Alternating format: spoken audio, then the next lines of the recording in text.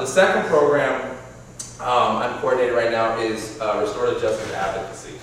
And for those of you who are not familiar with restorative justice, I'm not sure if anybody's even heard that term. It really kind of began with indigenous people. So your American Indians, the Aborigines in Australia as well as New Zealand did what they call restorative justice.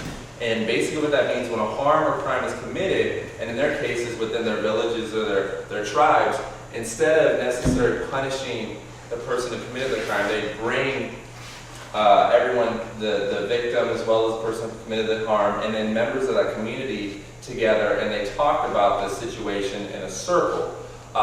They wanted to get to the root issue, not necessarily just punish the person. Something they use in restorative justice is the problem is the problem, the person is not the problem. And if you think about that, it's a pretty cool statement, and that's how we've tried to build our program out. Looking at students in conflict as the individual's not being the problem, but there's an issue that's causing conflict. So that's really how it began, and then the criminal justice system, as we know it, took hold of it because they were finding that traditional forms of punishment were really not fixing the ills of society. Our prisons were getting bigger, students were, dropping out of high school, they go into the criminal justice system, so they're thinking, well, this isn't working. So so the criminal justice adopted restorative justice, and they've actually, in a lot of countries, shut down prisons because of this form of alternative to discipline, okay? So schools saw this and thought, well, if it works for the criminal justice system and prisons have been shut down, why can't this work for schools? So a lot of schools have adopted restorative justice to try to create a positive school campus and really reduce the amount of suspensions and students that are involved in conflict. So what we've done, we've adopted certain strategies. Our biggest piece of this is we've trained restorative justice advocates. So currently we have 19 students on campus who are considered restorative justice advocates, and they've gone through training either with the Restorative Schools Vision Project, which is a local nonprofit who specializes in restorative practices in schools. So we've been lucky enough to partner with them. And then we had a summer training with the Restorative Justice Training Institute out of Oakland, California. And they're pretty amazing in the work they do in the Oakland and Berkeley area. So students have received training through those. And really what we talked about is how they can be leaders on campus to promote respect, safety, and different ways to handle conflict. So I mentioned the circles before where it's been used in the past. Here on campus we do circles too. And the way they work is we have forms, referral forms where teachers, students, anybody can fill them out if there's a conflict involved. Predominantly right now, a lot of our campus monitors have been utilizing these forms because they're the first ones who usually address the conflict. So it's been really cool. Like I said, so far we've had 19 circles where 3 restorative justice advocates sit in the circle. At this point, with the limited training that the students have had, I help facilitate the circles too. Having an adult in there is important, especially with some of the conflict, because they can become pretty heated. And out of these 15 circles, out of the 15 circles we have on campus, 13 have resulted in resolutions of the conflict. So in the first circle, the other 2 were just difficult situations, which were resolved in a different means. But it gives students an opportunity to just, really be heard.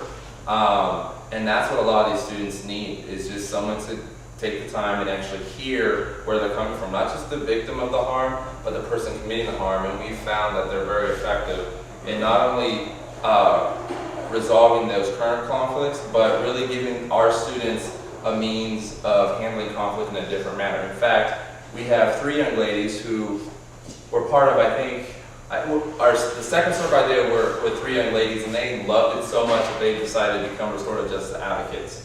And that's really a great thing too, is those involved, they become part of the solution and not the problem. Again, they say, the problem is a problem, not the person. So, let me see what else. Oh, I handed out a flyer. These are a couple other things we're doing with our restorative justice advocacy students. We created this flyer, and we have these lunchtime tables where we set up and play music and just hand out flyers promoting positive messages. We have, thanks to wonderful Miss Irvin, created some great restorative justice shirts. Students once a week wear their shirts to promote the program. I should have worn mine, didn't think about it. You know, they come together, they show this sense of unity, and they're taking a stand. Telling students that, you know, we're young too, but we understand the importance of handling conflict in a more positive way. So there's a couple of phrases we've really pushed, and it's suspend the suspensions. What students don't understand, and we're trying to get across, and we want them just to respect their fellow classmates and teachers because it's the right thing to do.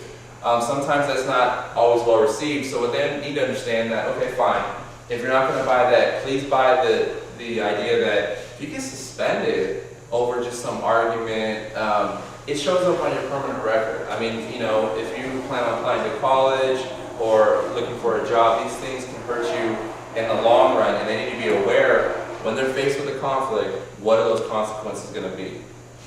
So we want them to understand that they need to think before they act, and then walk away to move forward. You know, our RJ advocates are really trying to press this issue and promote the message that, you know, it's okay to walk away. A lot of students feel that's, you know, especially the young, actually, I would say, Ms. Irvin, that our young ladies are probably a lot tougher than our males here. So we've had to really sit down and talk with a lot of them and say, hey, you know what, it's okay, like, just let it go. Currently, I have some students who are restorative justice advocates that are in media, and they're putting together a video, a restorative justice advocacy video to promote restorative justice as a whole. But in the couple of days, I'm going to suggest that they put together a video, specific messages around restorative justice, and the one I'd like for them to create after this first initial video is about gossip. And he said, she said, because I would say, I don't have a statistic on this, but I would say 90% of our fights and the conflict that happen on campus are usually not the result of mainly the two people that are going at it, but it's their circle of friends. I found that. And what we need to do is our students need to understand that the power of their words and the things that they say that they think are helping their friends or making their lives a little more entertaining are really hurting their friends, their circle of friends. And that needs to stop. So hopefully we can create a video where, saying, hey, stop all the talk, the gossip, the he says, she says stuff, because it's really creating a lot of issues on campus. One of the things our restorative justice advocates did this year was create a memorial for the victims. We had a display right out in front of council. I'm not sure if any of you had the chance to take a look at it, but there were pictures of all of the victims, and then we did some green and white streamers. The students, this is all student driven. The student advocacy kids here on campus, as well as the restorative justice advocates, said, hey, we want to do something for these victims to show tribute. And they, created this beautiful, beautiful memorial. So this is just another example of how the restorative justice advocacy program is really promoting, just a safe and supportive school environment. Trying to think what else. And our goal eventually is to create a program where teachers feel comfortable too, maybe looking at different ways to interact with our students here, and trying to resolve conflict that they may have with students in a different means too. Really, that's my hope too, is to really make it a school-wide commitment to restorative practices. Any questions? And these are both new programs, so there's a lot to be done. But yes. I saw that that memorial that you guys put up, and every time I walk the halls, they're so moving. So thank you for your inspiration, and I know you kids did it, but so this is a practical question. When did the circles take place, at lunch, or when did they take place? That's a great question. They can, but a lot of times our conflicts when they arise are to the point where if something's not done, if an intervention's not, if it's not addressed immediately, it can kind of reach a level that we don't want to see it reach, like aka a fight. So usually they're done during school time. So the students, the restorative justice advocates, what I try to do, I look at their schedules, because I have 19 to choose from, and I try to pull them out of elective classes. So say we have a conflict that happens during third period, I would look at third period and see if I can find 3 restorative justice advocates who have electives during that time, because I don't want to, interrupt their learning time. And then the students who are involved in the conflict, they're not going to learn anyways. There's tons and tons of research. That's why we got this grant, this idea of safe and supportive schools. And you had mentioned the push for, really this to help our students more emotionally. So we're making the commitment. They say, hey, we need to address this now, and the circles are done basically when we feel fit to resolve the conflict. So, because you can't send a student back to class in that state, because it doesn't only disrupt their learning, but everybody else's. So, but I mean, we have them at lunch, just generally whenever they arise. So, any other questions? Perfect. Well, thank you. And one thing I will do for parents, we're going to have near attendance some forms that I know a lot of times students come home and they say, I may be having a conflict with so-and-so. We're going to offer the referral process open to the parents as well. So you can just, a lot of you have really close relationships with your students, and we want to give you the opportunity to reach out and see if, if your student's having a conflict, we want to address it before it becomes too big of an issue. So look out for those referral forms for you as well. Okay? All right, thank you.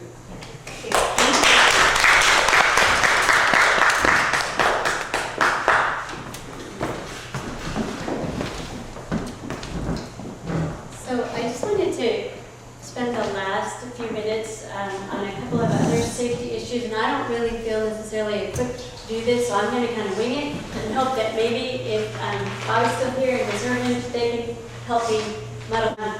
One is that we're doing everything we can, obviously, to prevent conflict, to prevent incident on campus, but every single campus, public or private, across every city, probably in the world, you're going to have incidents every once in a while where students are maybe put in a situation where they,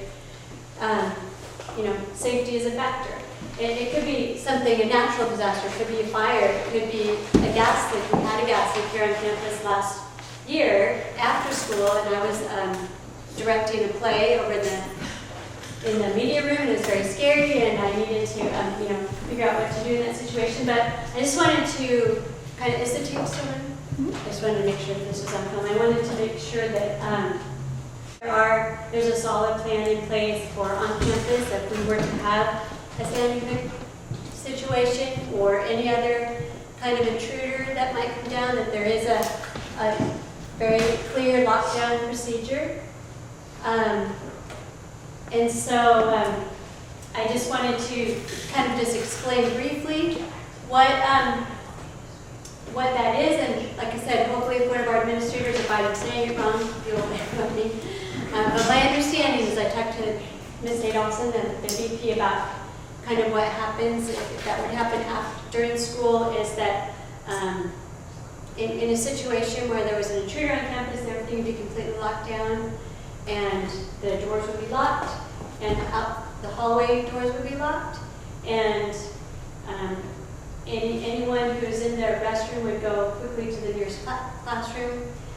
One of the things that Ms. Adolphson wanted me to really impress upon parents is that because now in this age of texting and everything, you're going to get information from your kids right away. They're going to all pull out their phones, and parents are going to have mass panic, and they're going to want to come and get their kids in any kind of situation. But they're saying, please don't do that until you hear what exactly is the safest way to do that, because that just will put parents and students and everyone else in danger if people are rushing to the campus. if there's a situation where they need to be evacuated in like a non-lockdown, like let's say there was a fire or something, then the students will meet on the football field, and all the teachers will hold up this folder, and if everybody's accounted for in their class, they'll put up, it'll be green, saying that everybody's there and accounted for, and red if there's someone missing, and then they'll immediately, send out people to go find that person. So the schools, has a plan in place, and our kids are going to be well taken care of.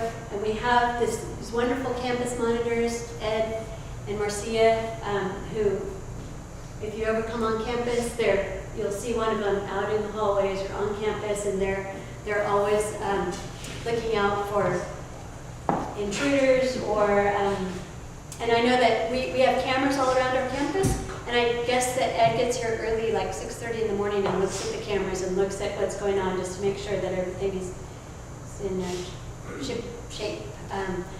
Is there anything that either of you could say about what the monitors do that I didn't say? Because I don't know the full spectrum of what their responsibility is on campus. I think you covered it, yeah. Is it, I think they're great at what they do. They're also, I was just gonna say, they're great at building a relationship with students too. They're two really cool individuals, and they're not looking at, oh, here comes Ed or Marcia again, which I think is really important. So I like that aspect about that as well. The other part they do is Bobby just alluded to covering the conversation about restorative justice, but also PJP, which is pure judicial count, is where the students actually hear incidents of the four items that were impacting the school last year that they voted on making some alterations to those forms of discipline. Ed and Marcia helps kind of bring those together with Mr. Durkee, and they actually hear those cases and make sure that the students are doing right by whatever the rules are and making sure that everyone is being fair to other students. So they, I would say they're more about intervention and prevention rather than just about consequence and reactions. and then we also have a SRO, stands for Student Resource Officer. Is that what the SRO? School. We have a school resource officer, so who's on campus every day, right? Every day? No, Tuesday through Friday.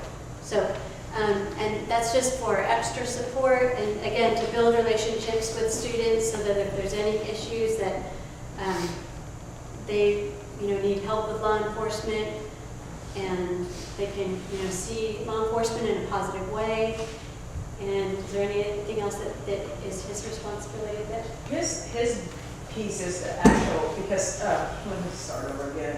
In the community that students see a lot of police may engage with families maybe in a more of a punitive fashion. So their position on campus is to teach the other means of how they can serve and protect. So they also go and do trainings in classrooms regarding if it's like dealing with some gang stuff, if they see gang stuff. They also do some training regarding how to deal with conflicts appropriately. So they've done an array of trainings plus workshops, and I think they set up also for our career day as well, didn't they? They were in here, right? Yes. So we're very fortunate to And have. actually, I'm sorry, but that is, we must always give credit where credit is due. We don't pay a dime for that service. Citrus Heights Police Department give that as a service in kind to the school district and school. So we're very fortunate that we have so many different kinds of caring staff here watching out for our students and preventing conflict before it happens. And